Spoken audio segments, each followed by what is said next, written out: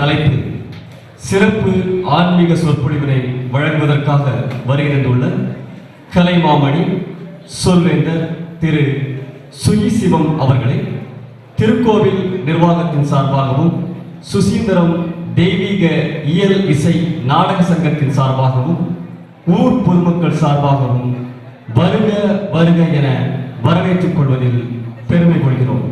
இப்பொழுது சித்தம் அழகியார் எனும் தலைப்பில் ஐயா அவர்கள் உரையாற்றுகிறார்.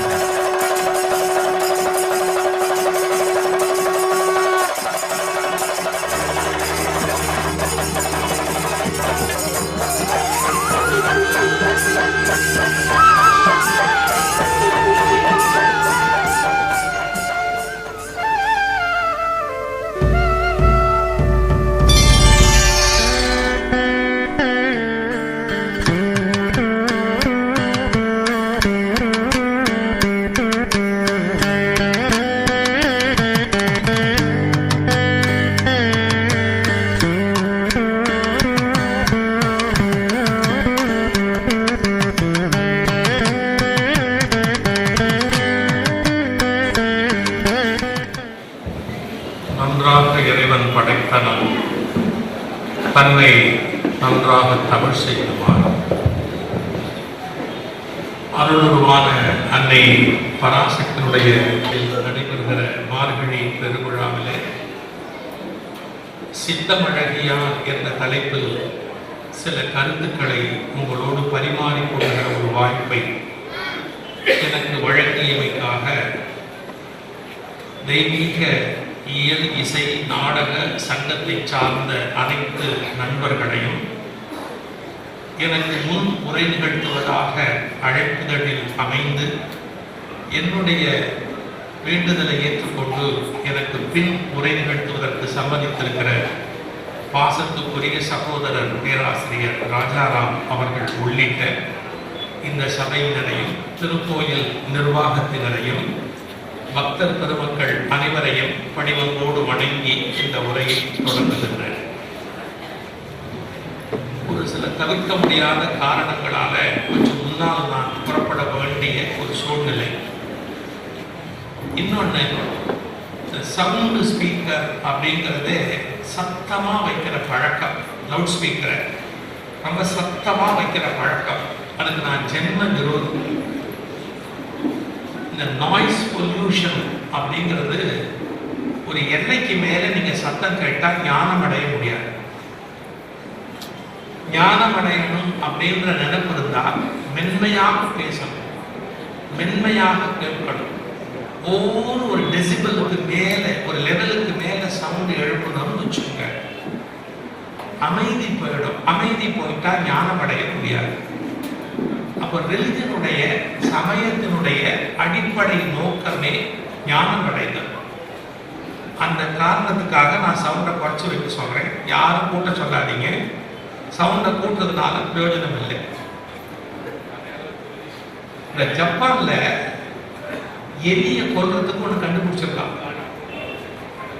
ஒன்றும் மருந்து மாத்திரை எல்லாம் கிடையாது. நம்ம ஊர்ல ஒரு விளம்பரம் பண்றான், ஏதோ ஒரு மாத்திரை இருக்குது, இதை வச்சுட்டீங்கன்னா எலி சாப்பிட்டுட்டு மரியாதையா வீட்டை விட்டு வெளியில போய் செத்து போகும்னு விளம்பரம் பண்றான். அந்த புழுகு ஆகாச புழு, அது தின்னுவிட்டு வீட்டுக்குள்ளதான் செத்து போகுதே ஒழிய நடு வீட்டுல சாகுதே ஒழிய அதுக்குள்ள வெளியில எல்லாம் போய் சாகுறது கிடையாது. ஆனா ஜப்பான்ல எலியை கொள்றதுக்கு ஒரு டெக்னிக் கண்டுபிடிச்சிருக்கான். ஒன்றும் மருந்து கிடையாது, மாத்திரை கிடையாது. பயங்கரமான ஒரு சவுண்டை கொண்டு போய் எலி வலைக்கு உள்ள வைக்கலாம், ஒரு குறிப்பிட்ட சவுண்டு. அந்த சவுண்டு தாங்காம அது போய் சவுத்துல முட்டி மோதி செத்து போகும். உள்ளுக்குள்ள எலி வலையில உள்ள போய் முட்டி மோதி செத்து போகும். அது கூட அது ஜப்பான் எலியா இருந்ததாலதான் மானமா சாவுது. அது தமிழ்நாட்டு எலியா இருந்ததுன்னு வச்சுங்க, அந்த சத்தத்துக்கு வாடா மகனே அப்படின்னு அது பாட்டுக்கு மறுபடியும் வெளியில வந்திருக்கும். ஒரு எல்லைக்கு மேல சவுண்டு போனா அமைதி போயிடும். சில வீட்டுல பார்த்துருக்கீங்களா, கணவனும் மனைவியும் சண்டை போடுவாங்க. அதாவது குடும்பத்துல சில பேர் சண்டை போடுவாங்க, சில பேர் சண்டை போடுறதுக்காகவே குடும்பம் நடத்துவாங்க. ஒரு கணவனுக்கும் மனைவிக்கும் ஒரு கருத்து வேறுபாடு, ரெண்டு பேரும் சண்டை போடுறாங்க. சண்டை போடும்போது சார் நீங்க பார்த்து கவனிச்சிருக்கீங்களா? புருஷன் இங்க நிக்கிறான், மனைவி அங்க நிக்கிறா, 2 அடி இடைவெளி இருந்தா ஜாஸ்தி, 2 அடி. ஆனா ஊன்னு கத்துவாங்க. எங்கேயோ இருக்கிறவங்க பேசுற மாதிரி அடி வயிற்றுலேருந்து சத்தம் போட்டு கத்துவாங்க. நான் ரொம்ப நாள் யோசிச்சேன், பக்கம் பக்கமா தான் நிக்கிறீங்க, மெதுவா சண்டை போடக்கூடாதா? ஏன் இப்படி அடி வயிற்றுலேருந்து 8 தெருவுக்கு கேட்கிற மாதிரி கத்துறீங்க அப்படின்னு நான் யோசிச்சேன். எனக்கு ஒரு விடை கிடைச்சது பாருங்க. அவர்கள் 2 பேரும் உடலளவில் பக்கம் பக்கமாக இருந்தாலும் மனத்தளவில் வெகு தொலைவில் இருப்பதால் அதிகம் சத்தம் போடுகிறார்கள். ஒரு 10 கிலோமீட்டர் தள்ளி இருக்கிறவங்க பேசுறதா இருந்தா எவ்வளவு கத்துவோம்? மனதளவில் அந்த இடைவெளி 2 பேர் கணவனுக்கு மனைவிக்கு அவ்வளவு இடைவெளி. அதனால தள்ளி இருக்கிற ஆள்கிட்ட பேசுற மாதிரி பக்கத்துல இருக்கிற ஆள்கிட்ட பேசுறாங்க. இந்த நாய்ஸ் பொல்யூஷன் அப்படிங்கிறது மன அமைதிக்கு ரொம்ப கெடுதல். இன்னைக்கு தலைப்பு என்ன? சித்தம் அழகியார் அப்படின்னு. எல்லாரும் முக அழகை பத்தி கவலைப்படுறோம். ஹேர் ஸ்டைல், இந்த முகத்துக்கு ப்ளீச், பெண்கள் கோச்சு கூட. முன்னெல்லாம் அவங்க நாத்து நடுவாங்க, வயல்ல போய் நாத்து நடுவாங்க. இப்போ புருவத்தை மாற்றி நடுறாங்க. அதுக்கு ஒரு 300 ரூபாய் 400 ரூபாய் செலவு பண்ணி இதை எடுத்து இங்க வச்சு இதை எடுத்து இங்க வச்சு அது அவங்க அழகா ஆக்குறாங்களாம். அப்படிலாம் அழகா ஆக்குறாங்களாம். எனக்கு பண்ணி போறாங்க. அவங்க புருஷன் சம்பாதிக்கிறான், அவங்க காசு செலவு பண்றாங்க. நாம யாரும் இதெல்லாம் கேட்கறதுக்கு? நேற்றுக்கு பேசினார் பாருங்க, என் கூட மோகன சுந்தரம். அவங்க ஒரு அழகான விஷயம் சொல்றாரு. அவர் இந்த மேக்கப் போறதுன்னா முன்னெல்லாம் கல்யாண பொண்ணு மட்டும்தான் மேக்கப்புக்கு போகும். ஒரு வீட்டுல கல்யாணம்னா கல்யாண பொண்ணுக்கு மேக்கப். இப்போ பொண்ணோட அக்கா, பொண்ணோட அம்மா, பொண்ணோட பாட்டி, பொண்ணோட பெரியம்மா எல்லாருமே பியூட்டி பார்லர். கல்யாணத்துக்குன்னா எல்லாருமே போக வேண்டியது. இல்லை என்ன கொடுமைன்னா மேக்கப் முடிஞ்சு வரும்போது எது நம்பான்னு தெரிய மாட்டேங்குது. எல்லாம் ஒரு மாதிரியா வருதா? மோகனசுந்தரம் ரொம்ப அழகா சொன்னார். இதுல எது நம்ம சம்சாரம்னே தெரியல சார், ஆனா அதுங்களா கரெக்டா வந்துருதுங்க. பில் வாங்கணும் இல்ல, கரெக்டா அதுங்களே வந்து ஏங்க பணம் பண்ணுங்க, அதை வச்சுதான் அது நம்ம ஒய்ஃப்லயே தெரியுது அப்படின்னு. நான் கேள்விக்கு சொல்லல, பெண்களை குறை சொல்லல. முகத்தை அழகாக்குறதுக்கு நம்ம எவ்வளவு மெனக்கிடுறோம். ஒரு கண்ணாடி முன்னாடி போய் நிக்கிறோம், நின்று பசங்களாவே இருக்கட்டுமே, ஒரு கண்ணாடி முன்னாடி போய் நிக்கிற போது எத்தனை கோணம்னா முகத்தை வச்சுக்கிறான். அந்த காக்கா மாதிரி இப்படி திரும்பி பார்க்கறான், திரும்பி இப்படி திரும்பி முகத்துல ஒரு ஆங்கிள் வச்சு இப்படி பார்ப்பான். கொக்கு மாதிரி இப்படி கழுத்தை நிமித்தி எப்படி இருக்கிறோம் அப்படின்னு. ஏன் இத்தனை ஆங்கிள் மூஞ்சியை வச்சு பார்க்கறான்? ஏதாவது ஒரு ஆங்கிள் அழகா இருந்துட மாட்டோமா அப்படின்னு ஒரு ஆசை. எல்லா ஆங்கிள்லயும் ஒண்ணுதான், ஆனாலும் மாத்தி மாத்தி முகத்தை அப்படி இப்படி வச்சு பார்க்கறான். முகத்தை அழகாக்குறதுக்கு எவ்வளவு முயற்சி எடுக்கணும், எவ்வளவு காஸ்மெட்டிக்ஸ் யூஸ் பண்ணணும். அம்மா, டிவி விளம்பரத்துல 10 விளம்பரம் வந்தா 6 விளம்பரம் ஃபேஸ் கிரீம் தான், மூஞ்சியை வெள்ளையாக்குறது தான். இந்த இந்தியர்களுக்கு வெள்ளைக்காரன் வெளியே போனதுல இருந்து ஒரு அடிமை புத்தி, வெள்ளையா இருந்தா ஒஸ்தி, கருப்பா இருந்தா மட்டம் அப்படின்னு ஒரு புத்தி கோமாளித்தனம் ஏற்பட்டதால எப்படியாவது வெள்ளையாகணும் அப்படிங்கிறதுக்காக முகத்துக்கு இல்லாததெல்லாம் போடுறோம். நீங்க ஒரு டிவி விளம்பரம் வருது பார்த்துருக்கீங்களா? 6 நாளில் சிகப்பழகு, அப்படி 7 நாள் கூட அவங்க தாங்க மாட்டாங்க. 6 நாள் அதுல ஒரு பொம்பளை பிள்ளை வரும். 6 நாளில் சிகப்பழகுன்னு விளம்பரம் வந்து இந்த 2 கையால இந்த முகத்தை மூடிட்டு அந்த பொம்பளை பிள்ளை பேச ஆரம்பிக்கும். என்ன, மண்டே டியூஸ்டே வென்ஸ்டே 6 நாள் அதை எண்ணும். மண்டே டியூஸ்டே வென்ஸ்டே தன்னை டைம் அப்படின்னு முகத்தை திறக்கும். உடனே அது ரோஜாப்பு மாதிரி ஆயிடும். இதை விட ஒரு புழுகு உலகத்துல இருக்கா? 6 நாள்ல யாராவது இப்படி செவப்பா முடியுமா? நான் அந்த கிரீம் கம்பெனிக்கு ஒரு லெட்டர் போட்டேன். அந்த கிரீம் கம்பெனிக்கு, முதல்ல உன் கிரீமை சவுத் ஆப்பிரிக்காவுக்கு அனுப்பி அங்க இருக்கிற ஏதாவது ஒரு மூஞ்சியை கொஞ்சமாவது வெள்ளை ஆக்கிட்டு அப்புறமா இந்தியாவில் வந்து மார்க்கெட் பண்ணடா. சவுத் ஆப்பிரிக்காவில் ஒரு மூஞ்சியை யாராவது வெள்ளையாக்க முடியுமா? இதெல்லாம் ஒரு மனநோய். நம்ம முகம் வெள்ளையா இருந்தா நாம பெரிய ஆளு, அழகா இருக்கலாம், அழகா இருந்தா உலகத்துல எல்லாரையும் ஆட்டி வைக்கலாம். என்ன ஒரு புத்தி போடாது. நான் குறை சொல்றேன்னு நினைக்காதீங்க. முகத்தை அழகாக்குறதுக்கு நாம எடுத்துக்கிற முயற்சி அகத்தை அழகாக்க எடுத்துக்கிறோம். the inner beauty, the inner beauty, உள்ளுக்குள்ள அழகாக்குவது எப்படி? பிரதர் இன்னும் கூட சவுண்ட் குறைக்கலாம், தயவுசெய்து இன்னும் சவுண்ட் குறைக்கலாம். இந்த அதிரக்கூடாது, இந்த அதிர்வது வந்து அநாகரிகம். இந்த அதிரக்கூடாது. நான் என்ன சவுண்ட்ல பேசுறேனோ அந்த சவுண்ட்ல தான் உங்களுக்கு கேட்கணும். ஆனா இதெல்லாம் தமிழ்நாட்டில் மாற்றம் கொண்டு வருவதற்கு பல வருஷம் ஆகும். நம்ம ரொம்ப கெட்டு போயிட்டோம், எங்கெங்கும் போயிட்டோம். திருத்திக்கிட்டு வர்றது ரொம்ப சிரமமா இருக்கு. ஆனாலும் நாங்கெல்லாம் இன்னும் அதனால தான் உயிரோடு இருக்கிறோம். ஏதாவது தமிழ்நாட்டுக்கு செஞ்சிட முடியாதாங்கிற அந்த எண்ணத்துல தான் இன்னும் நாங்கெல்லாம் உயிரோடு இருக்கோம். சரி, நம்ம விஷயத்துக்கு வருவோம். அகத்தை அழகாக்குவதுன்னா என்ன? முகத்தை அழகாக்குவது பவுடர் போடுறது. அகத்தை அழகாக்குவது நல்ல எண்ணங்கள், சிறந்த சிந்தனைகள், பக்தி, ஒழுக்கம், தவம், இதெல்லாம் தான் ஒரு மனுஷனை அழகாக்கும். தபஸ் அப்படின்னு ஒண்ணு சொல்றான். அந்த தவத்தை ஒருத்தன் ஒழுங்கா செஞ்சதுக்கு அப்புறம் அவன் முகம் எப்படி இருக்குன்னு பாருங்களேன். ஒரு சின்ன ஒண்ணு இல்ல, வேதாத்ரி மகரிஷி ஒரு தவம்னு ஒண்ணு கற்றுக் கொடுக்குறாரு. நம்முடைய ரவிசங்கர் ஒரு வகையான பயிற்சியை கற்றுக் கொடுக்குறாரு. ஈஷா அவர் கூட ஒரு வகையான பயிற்சியை கற்றுக் கொடுக்குறாரு. புத்த மடாலயங்கள்ல ஒரு வகையான தியானம் சொல்லி கொடுப்பாங்க. எதுவா வேணாலும் இருக்கலாம். ஒண்ணும் இல்லையா, பக்தி, 2 பூ எடுத்து கோயில போய் போட்டு நாராயணா சிவபெருமானே என்னமோ ஒண்ணு, ஒரு சந்தோஷம். இந்த மனசுல இருக்கிற விகாரமான எண்ணம், அதுக்கு என்ன பேரு? மனோவிகாரம்னு எழுதுவாங்க. மனசுல ரொம்ப விகாரமான எண்ணம் இருக்கும். மனசுல விகாரமான எண்ணம் இருக்கிற வரையில 10 காசுக்கு வாழ்க்கை பிரயோஜனம் கிடையாது. ஒரு நிகழ்ச்சி சொல்றேன். ஒரு வீட்டுக்கு நான் போயிருக்கிறேன், எதேச்சியா ஒரு நண்பனுடைய வீட்டுக்கு நான் போயிருக்கிறேன். நான் உள்ள நுழையிறதுக்கு முன்னாடி அந்த வீட்டுல ஏதோ ஒரு பேட் ஸ்மெல், மோசமா ஒரு ஸ்மெல். உடனே அந்த வீட்டுக்காரன் எங்கேயும் நாடுது, எலி செத்து கிடக்குது வீட்டுக்குள்ள, எங்கேயோ செத்து கிடக்குது. ஆனா நான் நுழையிறத பார்த்துட்டேன், உள்ள இப்ப எலி செத்து கிடந்த நாட்டை நாடுது. டக்குன்னு எங்கேயும் கண்டுபிடிக்க முடியல. இந்த ரூம் ஸ்ப்ரே ஒண்ணு விற்கிது. அந்த ரூம் ஸ்ப்ரே வாங்கி கர்டன் கிளாத்து, சோஃபா எல்லாத்தையும் சைன் அடிச்சுட்டான். ஒரு 2 நிமிஷம் வேகமா அடிச்சுட்டான். ரூம் எப்படி இருக்கும் இப்போ? கம கம கமன்னு இருக்கும். ஏன்னா ரூம் ஸ்ப்ரே அடிச்சிருக்கிறேன். அப்பதான் நான் உள்ள நுழையிறேன். வாங்க சார் உட்காந்து பேசிக்கிட்டு இருந்தேன். ஒரு 40 நிமிஷம் ஆச்சு. ரூம் ஸ்ப்ரே எவ்வளவு நேரம் தாங்கும்? 40 நிமிஷம் தாங்கும். அப்புறம் எலி அது வேலையை காட்ட ஆரம்பிச்சது. உடல கொமட்டுது. நான் உடனே கேட்டேன், பிரதர் ஏதோ some bad smell is coming, ஏதோ ரொம்ப நாத்தம் ஏதோ ஒன்று நாடுது. அவன் சொல்றான், சார் நீங்க வரதுக்கு முன்னாடி இல்லை சார்,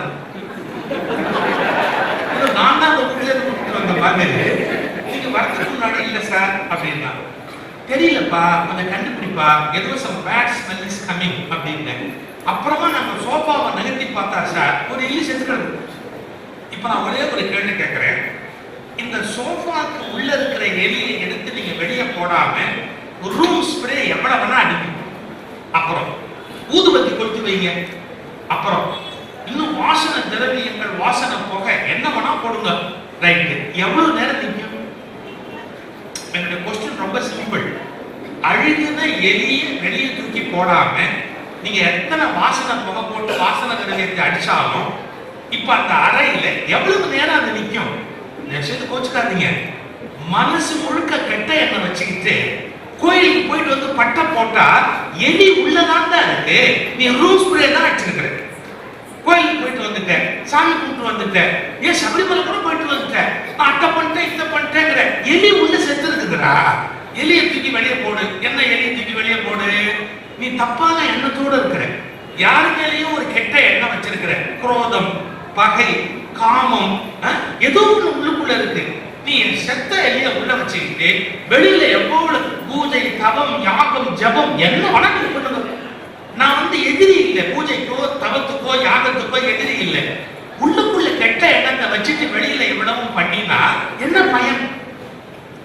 சார் இந்த விமானத்துக்கு தங்கம் கொடுத்தாங்க, 1 கிலோ கொடுத்தாங்க, 2 கிலோ கொடுத்தாங்க, 3 கிலோ கொடுத்தாங்க. அவங்க எவ்வளவு வாங்கினாங்க? கொடுத்தவங்க எவ்வளவு வாங்கினாங்க? யோசிச்சு பார்த்தா தான் தெரியும் இது எவ்வளவு பெரிய அநியாயம் அப்படின்னு தெரியும். நீங்க எல்லா அநியாயமும் பண்ணிட்டு நான் சாமிக்கு கொடுத்துட்டேன்னா சாமி என்ன அன்போ போட்டு எல்லாத்துலயும் ஷேர் வாங்கிட்டு அக்கிரமம் பண்ணுவாரா? பாவத்துக்கு பாவம் பண்ணாம இருக்கணும். நீங்க புண்ணியம் பண்றீங்களோ இல்லையோ, பாவம் பண்ணாம இருக்கணும். நீ நீங்க இன்னொன்னு சொல்லட்டுமா, சில பேருக்கு புண்ணியத்தால நல்ல வாழ்க்கை வரும், போன ஜென்மத்துல பண்ண புண்ணியம் நல்ல வாழ்க்கை வரும். ஒரு மடாதிபதியா போய் உட்காருவாங்க, 100 பேர் வணங்குற மாதிரியான ஒரு ஸ்தானத்துல இருப்பாங்க, லட்சக்கணக்கான பேர் அவங்க சொல்ற மாதிரியான ஒரு பெரிய அந்தஸ்துல இருப்பாங்க.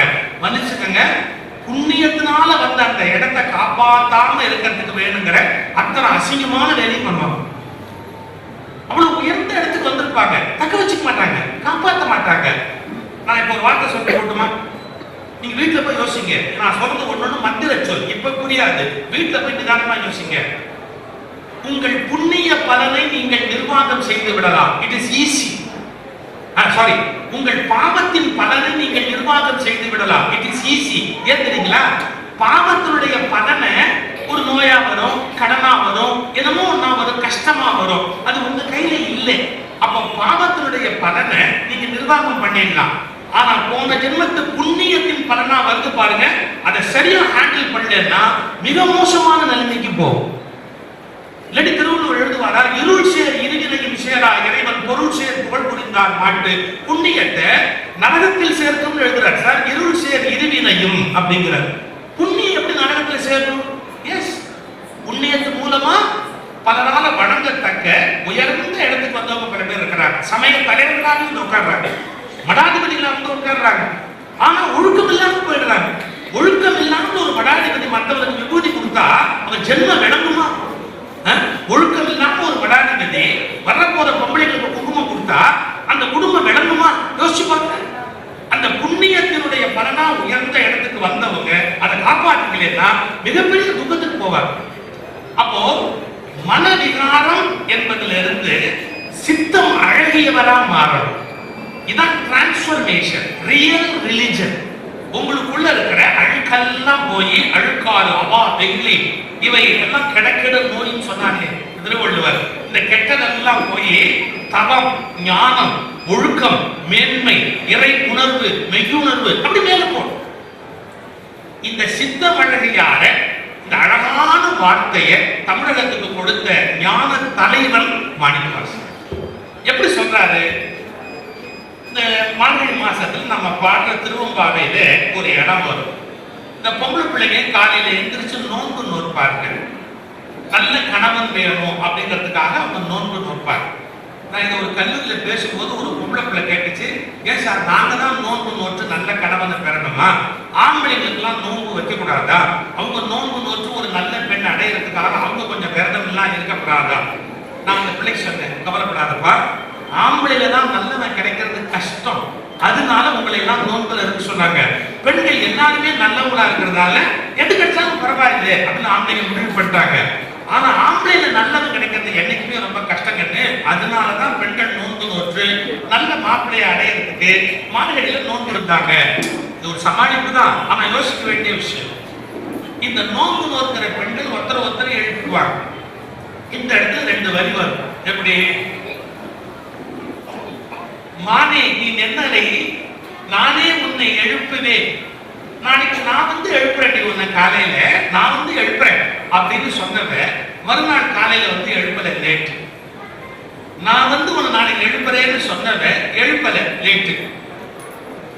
அப்போ இந்த எழுப்பாதவள அவ வீட்டு வாசல்ல நின்று ஒருத்தி கேள்வி பண்றா, என்ன நேற்றுக்கு என்னமோ பெருசா சொல்லிட்டு போன, இப்ப தூங்கிட்டு கிடக்குற, ஏன் இப்படி தூங்குறேன்? நேற்றுக்கு பெருசா வாய்ப்பெரிய பேசினியே, இன்னைக்கு வந்து இப்படி தூங்கிட்டு இருக்கிறியே அப்படின்னு. அவ வாரி சுருட்டி எழுச்சி வெளியே ஓடியாந்து மன்னிப்பு கேட்கிறான். ஐயோ மன்னிச்சுக்க, நான் கொஞ்சம் லேட் ஆகிட்டேன் எழுச்சதுக்கு அப்படின்னு மன்னிப்பு கேட்கிறான். இந்த இடத்துலதான் இந்த வரிகள் எல்லாம் வரும். இப்ப நான் சொல்ல போற வரி எல்லாம் வரும், இத மனசுல வச்சுக்கோ. புத்தடியும் புன்மை தீர்த்து ஆட்கொண்டார் கொல்லாதோ, உடனே இவ சொல்லுவா, எதோ நீ நட்புடைமை எல்லோ அறியோமோ அப்படின்னு. சித்தம் அழகியா பாடாதோ நம் சிவனை அப்படின்னு இந்த பாட்டுல இந்த 3 வரி மனசுல வச்சு இத மையமாக்கி ஒரு சம்பவம். நான் திருச்சியில வந்து திருமுறை செல்வர் கணபதி அவர் சொன்ன சம்பவம். அப்படியே திருவாசகமா அழுவார். யாரு? திருமுறை செல்வர் கணபதி உருகிடுவார். அவர் ஒரு சம்பவம் சொன்னார். பழனியில ஈசான சிவாச்சாரியார் அப்படின்னு ஒரு மகான், அவர் நல்ல சொற்பொழிவாளர், சிவபூஜை பண்ணுவார். நிறைய பேருக்கு சிவபூஜை எடுத்து வச்ச குருநாதர் யாரு? பழனி ஈசான சிவம் அவருடைய பேர். வாரியார் சுவாமிக்கு சிவபூஜை எடுத்து வச்சவர் போதுமா? வாரியார் சாமிக்கு சிவதீட்சை கொடுத்து சிவபூஜை எடுத்து வச்சவர் பழனி ஈசான சிவம். இந்த பழனி ஈசான சிவம் ஒரு திருவாசக மகாநாட்டில் பேசுறதா ஏற்பாடாயிருக்கு. தலைமை பழனி ஈசான சிவாச்சாரியார் தலைமை. அப்ப தமிழ்நாட்டில் திருவாசக மணி K.M. பாலசுப்ரமணியம் ஒருத்தர் பேசிட்டு இருந்தார். அவர் எப்படின்னு கேட்டீங்கன்னா முதல்ல கம்யூனிஸ்டா இருந்தார். பெரியார் தந்தை பெரியாருக்கு டிரான்ஸ்லேட்டரா ரஷ்யா வரைக்கும் போயிட்டு வந்தார். நாஸ்திகம் பேசுவார் அவர். அந்த K.M. பாலசுப்ரமணியம் திடீர்னு டர்ன் ஆகி நாஸ்திகத்தை தூக்கி போட்டு அவர் சமயத்துல வந்து திருவாசகம் பேச ஆரம்பிச்சார். டர்னிங் பாயிண்ட் அவருக்கு நாஸ்திகத்திலிருந்து ஆஸ்திகத்துக்கு வந்திருக்கிறார். இந்த திருவாசக மாநாடு ஏற்பாடு பண்ணவங்க என்ன பண்ணிட்டாங்க, பழனி ஈசான சிவாச்சாரியார் தலைமையில் திருவாசக மணி K.M. பாலசுப்ரமணியம் பேசுவார் அப்படின்னு ஏற்பாடு பண்ணிட்டாங்க. ஈசான சிவாச்சாரியார் மேடைக்கு வந்தார். சுப்பிரமணி இவர் K.M. சுப்பிரமணி வராரா அப்படின்னு கேட்கிற. திருவாசக மணி K.M. பாலசுப்ரமணியம் பாலசுப்ரமணியம் வராரா அப்படின்னு. ஆமா சாமி நீங்க முதல்ல பேசுறீங்க, அப்புறம் அவர் வந்து பேசுறாரு. ஒன்று தெரிஞ்சுக்கோ, நான் பேச மாட்டேன். அவர் நேற்று வரைக்கும் கடவுள் இல்லைன்னு பேசிட்டு இருந்தாரு. அவன் வந்து இப்ப பேசினா என்ன அர்த்தம்? தவறு, நான் ஒத்துக்க மாட்டேன். அந்த இடத்துல நான் தலைமை நான் உட்கார மாட்டேன், நான் வரல அப்படின்ட்டு. உடனே அவரை கையில காலில் வந்து சொன்னாங்க, அப்ப இப்படி பண்ணுங்க, நீங்க முதல்ல மேடைக்கு போங்க, நீங்க பேசிக்கிட்டு இருங்க, நாங்க ரூம்லயே K.M. பாலசுப்ரமணியத்தை உள்ள வச்சு பூட்டிடணும். அவர் ரூம்குள்ளேயே வச்சு பூட்டிடணும். நீங்க பேசி முடிச்சதுக்கு அப்புறமா நாங்க கதவை திறந்து விடுவோம், அப்புறமா அவர் வந்து இங்க பேசுவாரு, உங்களுக்கு ஒன்றும் ஆட்சேபனை இல்லையே அப்படின்னா. என்னமோ பண்ணுங்க போங்க, நான் முதல்ல பேசுறேன். நான் மேடையில இருக்கிற வரைக்கும் அவன் வரக்கூடாது, நான் மேடையில பேசுற வரைக்கும் அவன் வரக்கூடாது அப்படின்னு ஈசான சிவாச்சாரியார் பேசுற ஆரம்பிச்சாரு. திருவாசக மணி K.M. பாலசுப்ரமணியம் ரூம்ல உட்கார்ந்து சொல்றாரு, போலாம் ஈசான சிவம் ஆரம்பிச்சுவாரு. ஈசான சிவம் ஆரம்பிச்சுவாரு, நீ போகாம இருந்தா ஆரம்பிப்பாரு, உட்காரும் அப்படின்னு போட்டு நசுக்கிறான். அவர் போட்டு அமுக்கிறான். அவரு கேட்க மாட்டேன்னு எல்லாரையும் திமிரிக்கிட்டு எல்லாரையும் தள்ளிக்கிட்டு, ஏன்னா இங்க வந்துட்டு அவர் பேச்ச கேட்காம போனா அப்புறம் எப்படிடா விடுதலை என்ன அப்படின்னு எல்லாரையும் தள்ளிக்கிட்டு குடு குடு குடு நடி முடியாது. ஈசான சிவம் பேசிட்டு இருக்கிறாரு. அப்படியே மேடையில ஓடி வர்றாரு K.M. பாலசுப்ரமணியம். கண்ணு சிறந்து போச்சு இருக்கு. இன்னும் வரக்கூடாதுன்னு சொல்லுங்க, வராது அப்படிங்கிற எண்ணத்துல அப்படி கோபமா ஒரு பார்வை பார்த்தார். அவர் ஒரு பார்வை பார்த்தார். திருவாசக பண்ணி கெட்டிக்காரு. ஒண்ணு எக்ஸ்பிளேஷன் சொல்லல. நேர ஈசான சிவாச்சாரியார் கிட்ட போய் காலை தொட்டு கும்பிட்டு, புத்தடியும் உண்மை தீர்த்து ஆட்கொண்டாலும் கொல்லாகும். நான் புதுசா வந்து ஜாயின் பண்ணிருக்கிறேன், நான் ஏதாவது தப்பு பண்ணிருந்தா மன்னிக்க கூடாதா? புத்தடியும் அவங்க சொன்னாங்க, நீங்க வரக்கூடாதுன்னு சொல்லியிருக்கிறாருன்னு சொன்னாங்க. இவர் சொல்றாரு, புத்தடியும் உண்மை தீர்த்து ஆட்கொண்டாலும் கொல்லாதோ அப்படின்னு திருவாரூரத்துல ஒரு வரி சொன்னார் பாருங்க. ஈசான சிவாச்சாரியார் கோவமே போயிடுச்சு. திருவாசகம் கேட்டதுக்கு எப்படி கோவமா இருக்க முடியும்?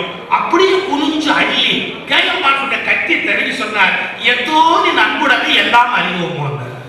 அந்த அடுத்த 2 வரி அந்த திருவம்பாவையில 2 வரியை சொல்லி, எதோ நீ மண்புடமை எல்லோரும் அறிவோமோ அப்படி.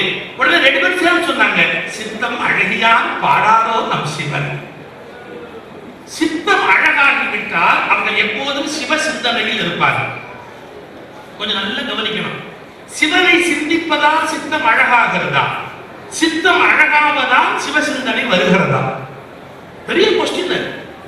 இப்ப நாம நமசிவாய அப்படின்னு சொன்னா we get purified. சிவாய நம அப்படின்னு சொல்ல நமக்கு பியூரிஃபிகேஷன் தொடங்கிடுது.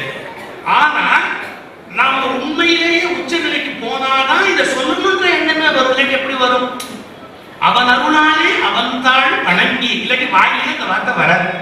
இறைவன் பெயரை உச்சரிக்கணுங்கிற எண்ணமே நமக்கு வராது. யோசிச்சு பாருங்க, இது பெரிய கொஸ்டின். சித்தம் அழகியா பாடாதோ தம் சிவனை அப்படின்னு 2 பேரும் சேர்ந்து சொல்ல அந்த திருவாசக மாநாடே கண்ணை தட்டி விட்டுது அப்படின்னு திருமுறை செல்வர் மு. கணபதி அவர்கள் சொல்வார்.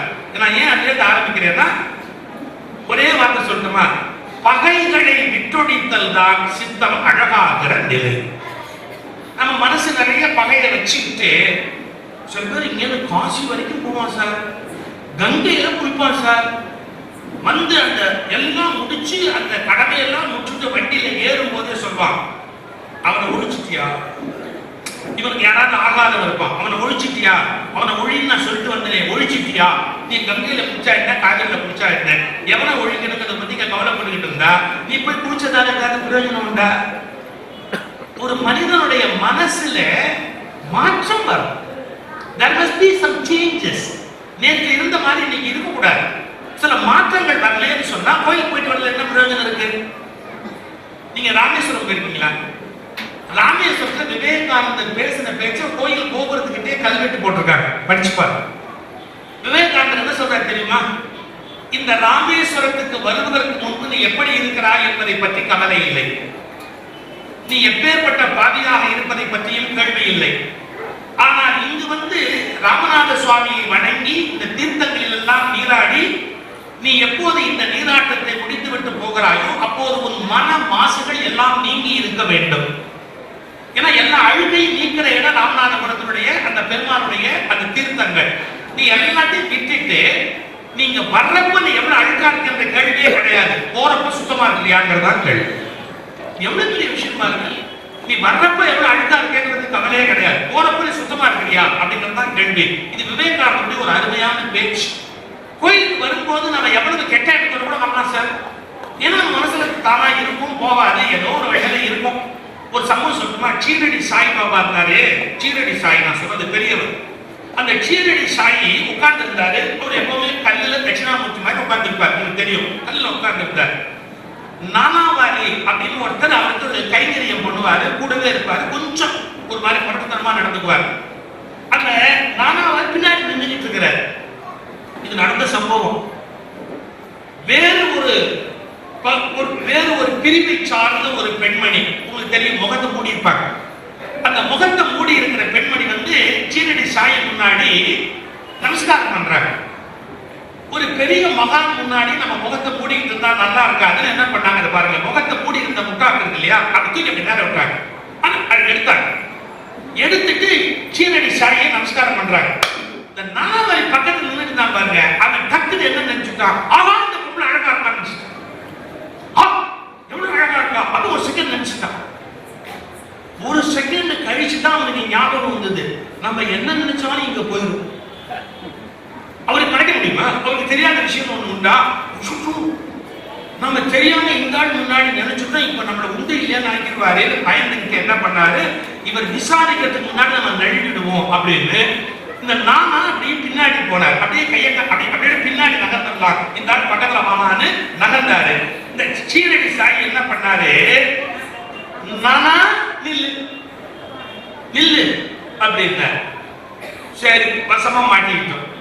இந்த அம்மாவுக்கு பேசி என்ன அனுகிரகம் பண்ணுமோ அனுகிரகம் பண்ணிட்டு போயிட்டு வா அப்படின்னார். போய் அடுத்த கேள்வி கேட்டார் பாருங்க சீரடி சாய். இது சொன்னாரு, நான் ஒரு வேலையா புறப்பட்டேன், ஏன் என்ன இல்லைன்னு சொன்னீங்க அப்படின்னார். இல்ல ஏதாவது பார்க்கணும்னு ஆசையா இருந்தா முழுசா பார்த்துட்டு போ, அதுதான் நீங்க சொன்னேன். அவர்கிட்ட போய் ஏமாத்த முடியுமா? நீ ஏதாவது இன்னும் பார்க்கணும் ஆசையா இருந்தா முழுசா பார்த்துட்டு போ, அதுக்காக தான் நீங்க சொன்னேன். நான் தப்பு பண்ணிட்டேன், தெரியாம என் மனசுல அந்த ஆசை வந்துருச்சு. அப்ப சீரடி சாய் ஒரு வார்த்தை சொன்னார், ஆசை தோன்றுவது தவறில்லை. எப்படி சார் ஆசையை வெல்ல முடியும்? நம்ம அப்பெல்லாம் ஆத்தாலும் ஆசைப்பட்ட போதுதான் சார் நம்ம ஜனிச்சோம். அவங்களுக்கு ஆசைன்னு ஒண்ணு இல்லைன்னா நம்ம வந்திருப்போமா? நம்ம அப்பனுக்கு ஆத்தாளுக்கு ஆசை வந்த போதுதான் சார் நம்ம வந்து பூமியில பிறந்தோம். நமக்கு ஆசை இல்லாம இருக்குமா? ஆனா என்ன முக்கியம் தெரியுங்களா, நீ ஆசை இருக்கிறது தப்பு இல்ல. கோயிலுக்கு போய் சுவாமியை தரிசனம் பண்ணிட்டு வந்ததுக்கு அப்புறமா அது உட்கார்ந்து இருக்குன்னா சுவாமிக்கு பவர் இல்லையே நீ ப்ரூவ் பண்ற மாதிரி இருக்கு. நம்மள ஒன்னும் தான் மாட்ட முடியாது சார், நான் நம்ம இஷ்டப்படியா தான் இருப்பேன் அப்படின்னா அப்புறம் அவருக்கு என்ன வருது பவர்? சீரடி சாய் சொன்னார், மனதில் தீய எண்ணம் தோன்றிவிட்டால் நானா அந்த தீய எண்ணத்தை என் சன்னதியில் முற்றிலுமாக வேறெடுத்து விட்டு போக வேண்டுமே ஒழிய உன்னை தீய எண்ணத்தோடு இந்த இடத்திலிருந்து போக நான் அனுமதிக்க மாட்டேன். ஒரு கெட்ட எண்ணத்தோட என் சன்னதியில் விட்டு வெளியே போக முடியாது, அந்த கெட்ட எண்ணத்தை நான் வேறெடுத்துட்டு தான் உன்னை வெளியே விடுவேன். நில்லுங்க. எப்படி உனக்கு அந்த எண்ணம் வரலாம் யோசிப்பார். யாரும் ஒருத்த மனைவி வந்து நமஸ்காரம் பண்றா, அவ அழகா இருக்கா நினைக்கிறதுக்கு நீ யாரு? வா அதை பத்தி பேசி முடிவு பண்ணுவோம் அப்படின்னா பெரிய விஷயம்.